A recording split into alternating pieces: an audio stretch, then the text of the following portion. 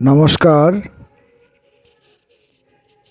এখন শুনবেন কবিকণ্ঠে কবিতা পাঠ।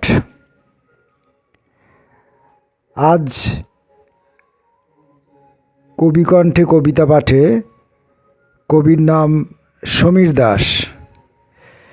সমীর দাস বহুদিন ধরে কবিতার চর্চায়, কবিতার সাধনায় রয়েছেন। তার কবিতা লেখার ভাষা রসায়ন একটু ভিন্ন রকমের।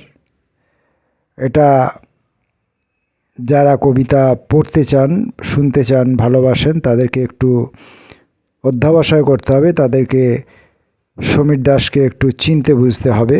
তার কথা, তার বাক্য প্রণালী, তার বাচনভঙ্গি, এগুলোকে একটু বুঝতে চিনতে হবে। তাতে করে তাদের সমীর দাসের কবিতাকে শনাক্ত করাটা সুবিধে হবে। বুঝতে পারাটা অনেক বেশি। বুঝতে পারা মানে নেওয়াটা, বুঝতে পারা মানে বোঝার কথা বলছি না।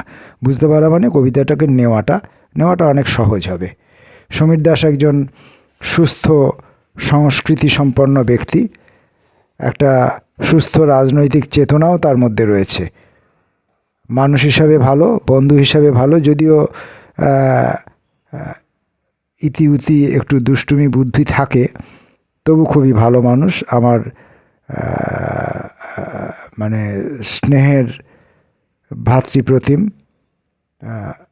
আজকে আমরা সমীর দাসের কণ্ঠে তাঁর লেখা কবিতা শুনব। আসুন শুনি। নমস্কার। কবিতা ভিজে ওঠার স্বাদ। যেন এরকম কাউকেই খুঁজে খুঁজে এতদিনে সুন্দরী যুবতীর মুখোমুখি। প্রথম আলাপে উদ্যত সেই যুবক যতটা একমুখীন, সেই মতো একাগ্র তীব্র বাসনায় মহাকালের বর্তমান বিন্দুতে চরাচর সিন্ধুর কোনো তটে কেউ কি নাই? খানিক আমার সাথে করে কথালাপ, খানিক তার সাথে করি রিক্ত মনের ভাব বিনিময়। ক্রিপ্টোকারেন্সির বিজ্ঞাপন মাখা এদিনে পণ্য বিনিময়ের সবটুকু উধাও তো নয়। সেই কাল থেকে ধরে রাখা পণ বড় আপন যে, সেই কাল থেকে ভরে রাখা মন বড় রিক্ত যে।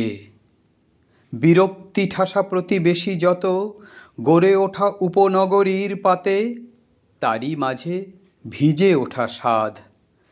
মাটি মাখা এই জন ভিক্ষুকের হাত পাতি, উপকথার সুর পুড়ে শোনাবে কি কেউ দুঃখ বরণের দুকলি? নমস্কার।